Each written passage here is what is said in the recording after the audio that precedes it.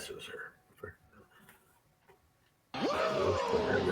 It's okay, Pat. Your glasses and Judd's glasses, they're all glaring the same on this new platform here. We always catch up with Patrick here 3 days a week on Mackey and Judd. You can also find now, as of this week, you can find all of our conversations with Patrick on the Royce Unchained podcast feed as well. So, little pecking order preview. How are we doing this? Just for my own information. So we got the big old Unchained, and then these little conversations can be found there also. Yep, people as of this week can now find all of Patrick Royce's commentary, the long form Unchained, and the 15, 20, 25-minute segments with us on the Royce Unchained podcast feed and all the other places that YouTube as well. Score on the YouTube channel. All right, beautiful. Judd and I had a pretty good Unchained yesterday. I thought we got close to Unchained a couple of times. Got off the rails a little bit. I feel like Vikings fans are getting close to. This is what I was going to bring up to you to start the show. So on our pecking order, we like to rank things on Mackey and Judd, and I am going to rank the most beleaguered Vikings coordinators in history.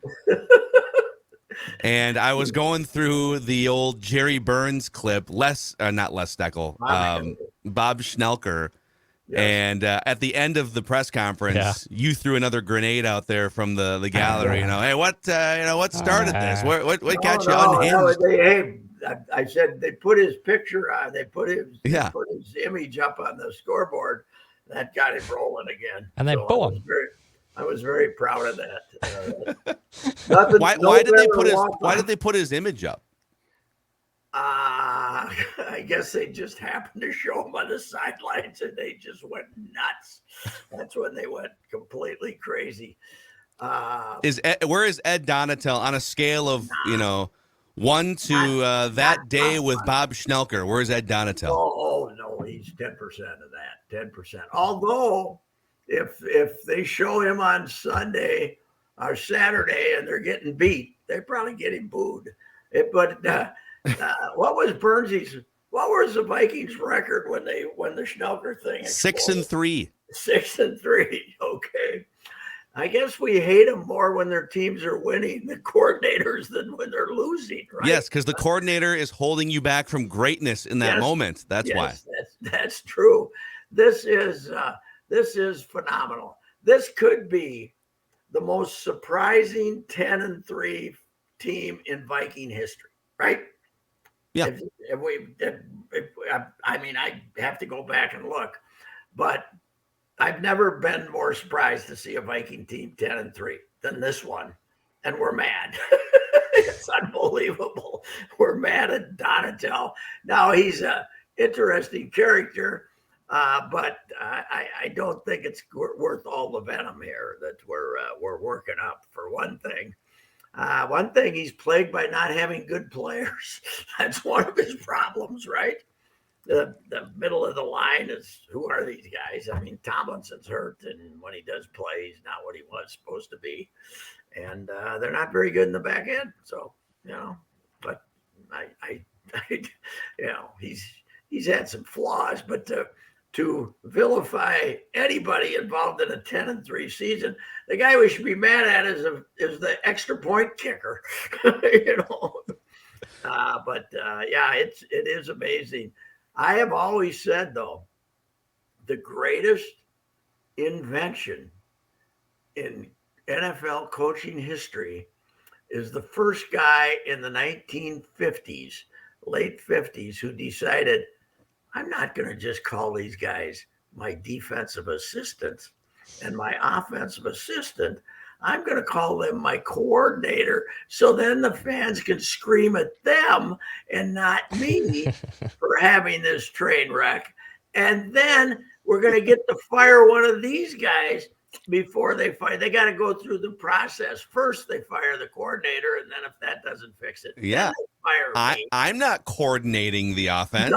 He's coordinating the offense. No. Yeah, and special teams got thrown on at some point within like the last 15 years. So somebody said, you know what? Special teams, I'm taking too much heat for this. You're my coordinator. Clock management coordinator. Coach, you're really bad at clock management. Oh, well, we need a new coordinator, it looks like. I love the special teams coordinator. Go out there and make that kick. Come on. Watch for the fake punt. Oh, whoops. Hey, snapper, you snap it to him, and he goes like that, and then you kick. Come on, let's go. Come on, straighten this out. Somebody on Ventline observed that the Lions they huddled sort of oddly right before the fake punt. Yeah. And, it's just like a guy who was 4 beers deep who called it on Ventline. He's like, that seems like a red flag when, the punt team is huddling beforehand. Why? What are they talking about?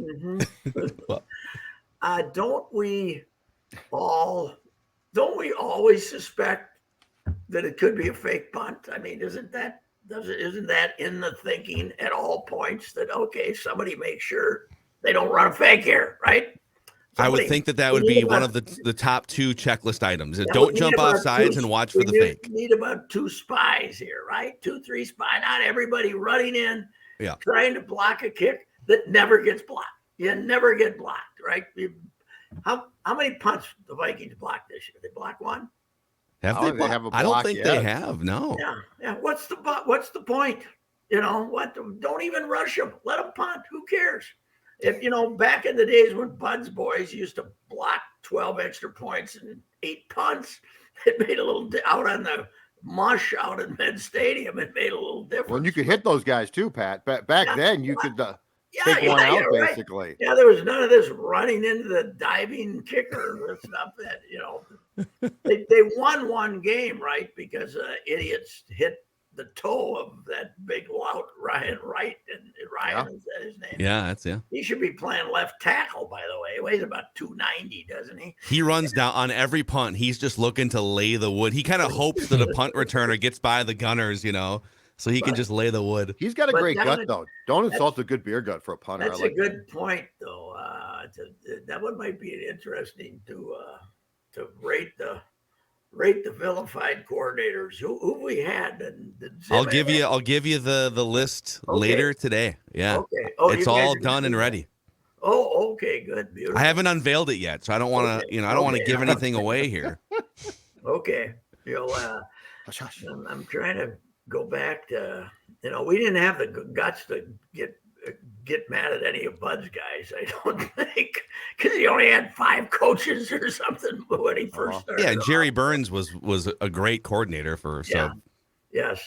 Yeah. Schnelker's definitely number 1 though, because it's just Burnsy made him a legend, but he was getting vilified, and it was really rather odd.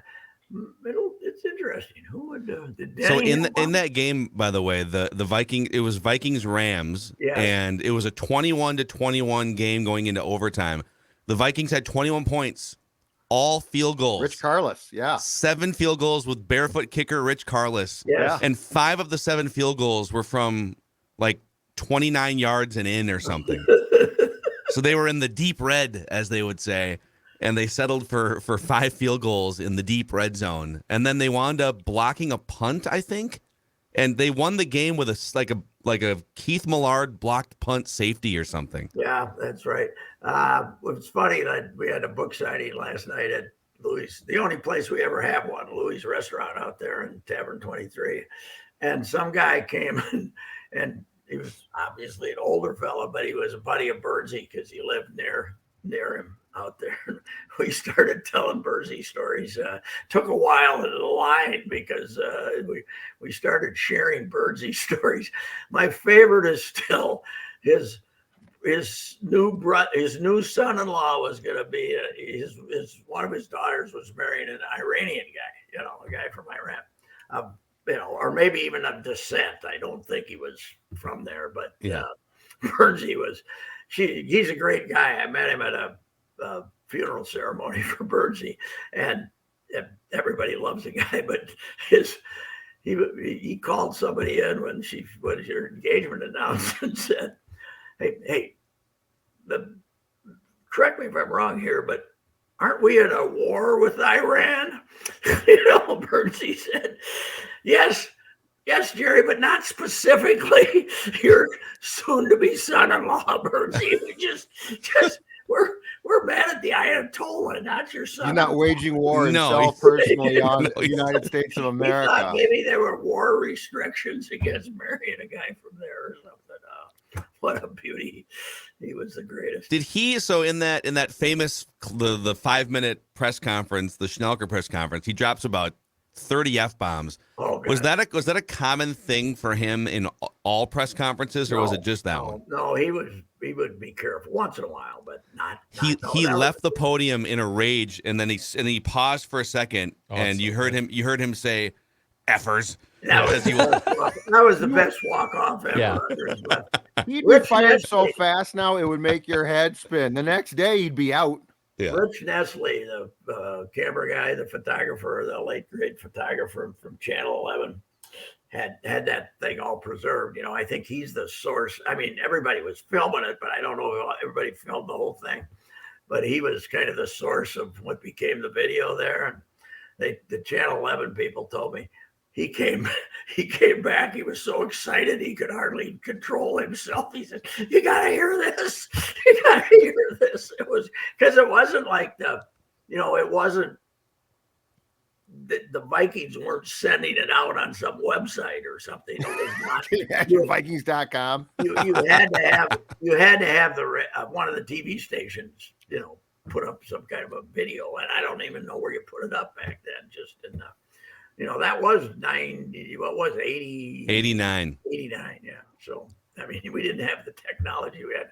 But wouldn't it have been great if we had a live Viking post-game press conference that we were sending out over Vikings? That could have been on the flagship radio station. It would have been great. You'd be out of work by 6 o'clock. Like, you'd be fired instantly. But Pat, the greatest thing is the YouTube rabbit hole that is meltdowns by coaches and managers. Like, if you want to have some fun, oh my gosh, they don't exist anymore, though, right? When's the last time you had a really good one in the last a long time, 5 or 10 years? Long time since a true like in meltdown. Pro sports, college guys will melt down. Yeah. Well, Deadspin, when they were still Deadspin, right? Before they became a sanitized Deadspin, so it would have been 2018. When did Deadspin change? Right around then, right? Yeah, somewhere in there. I think some guy called me from Deadspin, and they'd done something on somebody else's rant, and the guy ran across this one, and he said, "This is the most underrated. Burnsy's rant is the most underrated nationally rant of all, because you get playoffs, you get the Mora one all the time, and you get I'm a man, I'm 40 from Mike Gundy. Yeah, Lasorda, a few from Lasorda.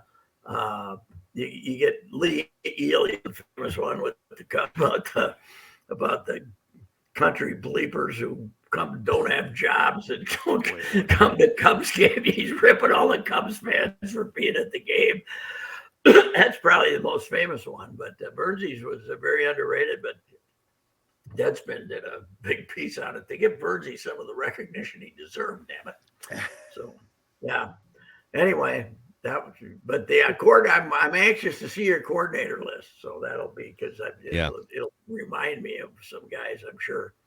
Pat, my Twitter timeline right now is a steady stream of Mike Leach quotes. So Mike Leach passed away this morning.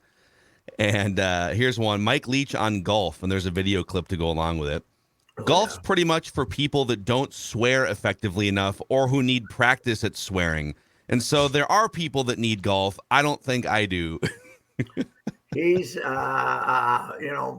has some great stories about being with him in New York before the Insight Bowl, which ended up getting Mace fired. That's right. When they show up at NASDAQ in the morning, Leach has been out all night, shows up in the same clothes they had when they left him after dinner at 8:30 at night. And then he says, "Guns up," and everybody hits the floor in New York.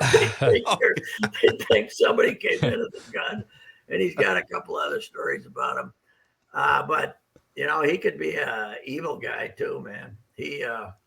He liked the whiskey, and the reason Tracy Claeys left there, Tracy Claeys became his defensive coordinator basically because Tracy's last game with the Gophers was that Holiday Bowl where he shut down that Washington State team, and then he got fired, and they brought him in 2 years, not that year, but the next year, right?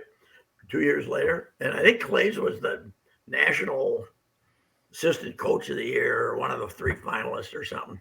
Well, the next year they had a couple bad games, and Leach calls him up at 2:00 in the morning and calls every foul word in the book. And Clay's went back home. Clay's just quit without taking the buyout. He said, Tracy's independently wealthy. He's a big stock investor. He's a mathematical genius.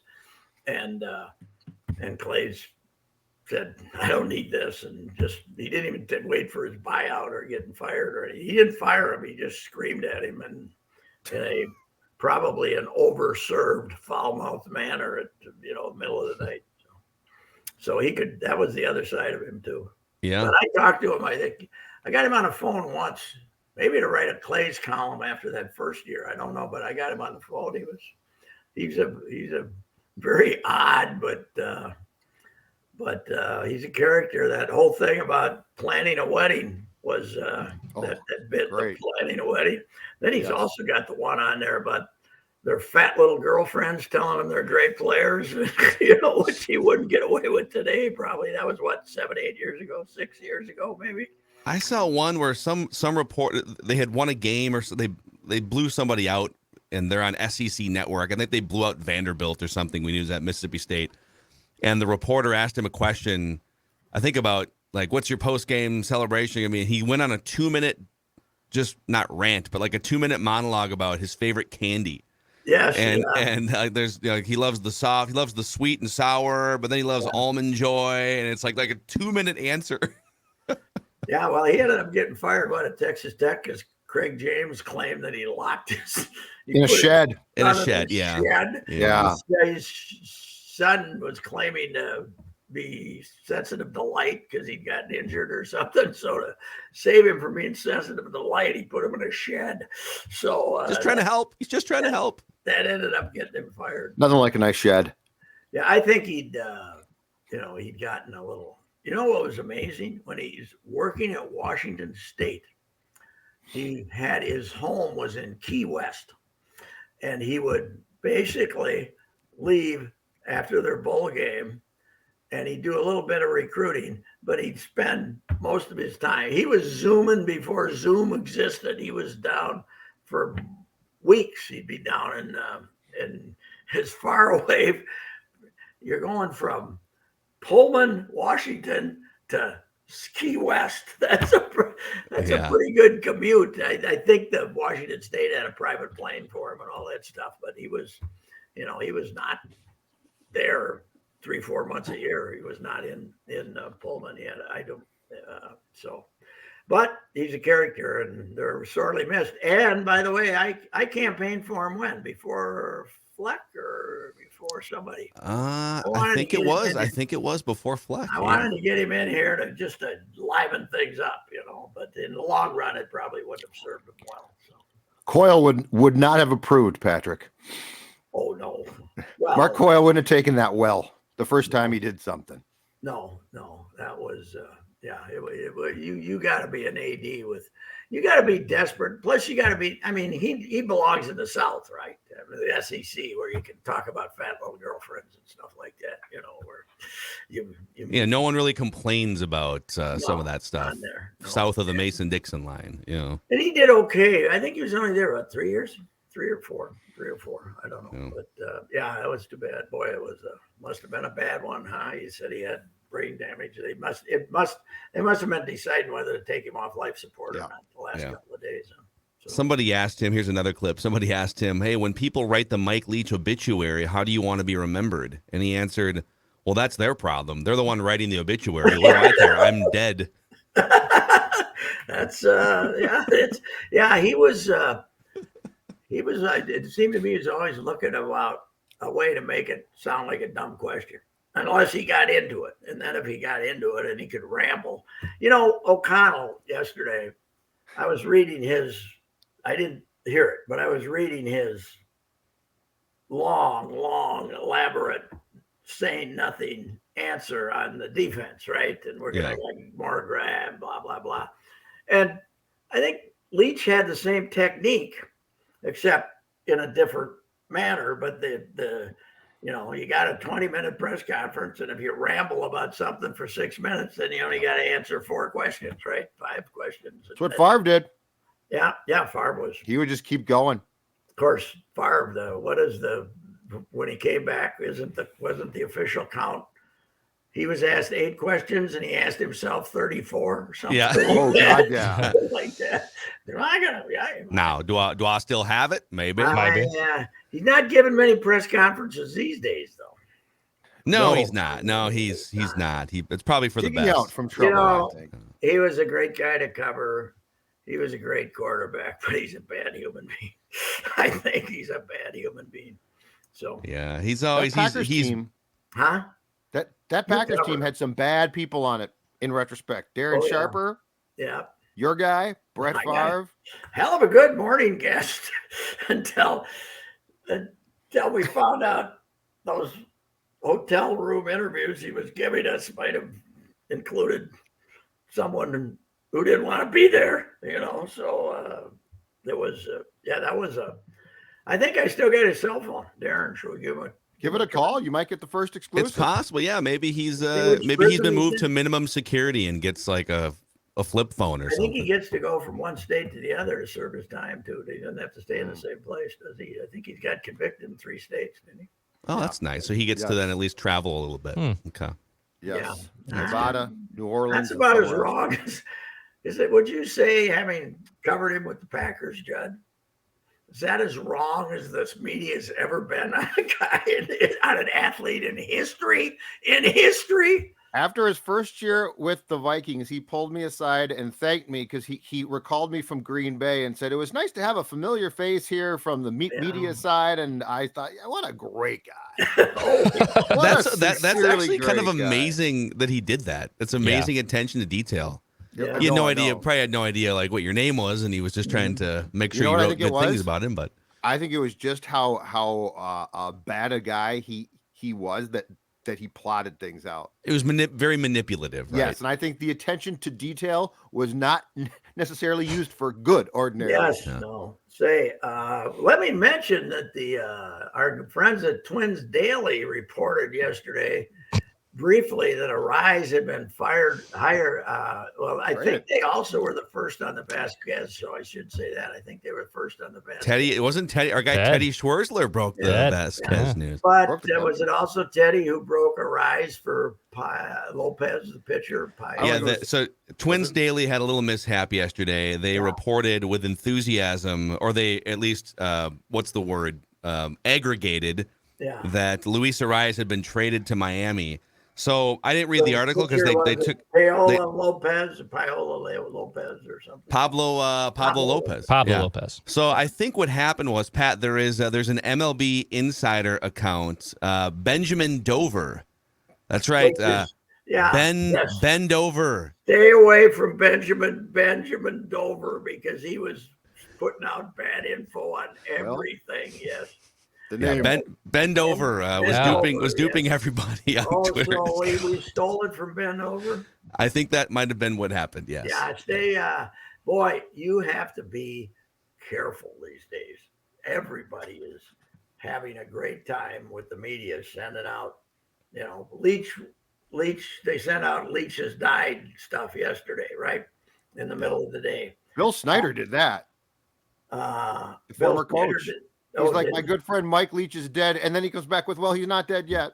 Yeah. Keep praying. Yes, keep praying.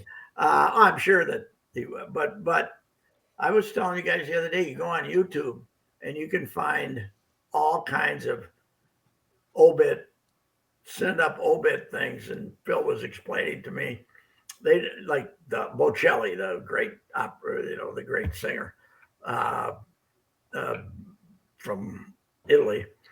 I was looking up to see something, and there were whole 2 or 3 things on how he died and blah blah and details of, and he was in a concert that night. But they're getting. You were telling me that they just so they get hits, they don't. Correct. care. Yeah, they're trying to build their channels and hit search keywords. They get somebody to sponsor who doesn't care that it's all BS. But it's you cannot leap into anything right now. And bend over is not the way to go. Bend over. You gotta look at that name before you send it over to see who's spoofing you. And now, even if it's so they brought Twitter Blue back, so you can now purchase your blue check mark again, and they do a little background check, like you have to have an actual profile photo, so you can't just be a bot. But then what they did with all of the blue check marks that they had previously, that they had 12 years of blue check marks and verification methods. They took them away, right? No, they left them, but when you hover over the legacy blue check marks, it just says, this is a legacy verified account. It may or may not be notable. Oh, really? They're just like, that was the old system, whatever. I suppose bend over can, apply check mark? one, right? Benjamin. He might have to show an ID, but who knows? Bend over can say, look at all my followers and blah, blah, blah. I'm a famous person. Be careful. Do not be spoofed by bend over. That's our advice for the day here. Yep. All right, Pat, we got to run. We got to rank the most beleaguered coordinators here. So I got to ask Judd one question. How come our hockey team isn't giving up 5 goals a game anymore? Who do they have checking McDavid? Well, first of all, Brodin came back from about a 4-game absence, which was huge. They played great last night, and the Eck line, which always does a pretty good job, was outstanding. And I think McDavid had, if I'm not mistaken, so they played like 3 times in 14 days or something, Pat. Yeah. I think McDavid had 1 point. Yeah. So they had a hell of a job. Even when Edmonton beat him, it was only 3-2 or something, right? Did they get an empty one? And 2-1 against that team last night? That's a hell of a win. Yeah. Just keep playing like that. They're a little better than I thought they were. I thought they were. Got their identity. I thought it was going to be like 7-2 every game, the way they started off. So, all right. No, they played really well defensively. See ya. Beat Morocco. Right. Somebody beat Morocco. I'm not rooting. They've only allowed 1 goal in the whole tournament so far. I know. Best defense in World Cup history. Yes. But I don't know. Come on.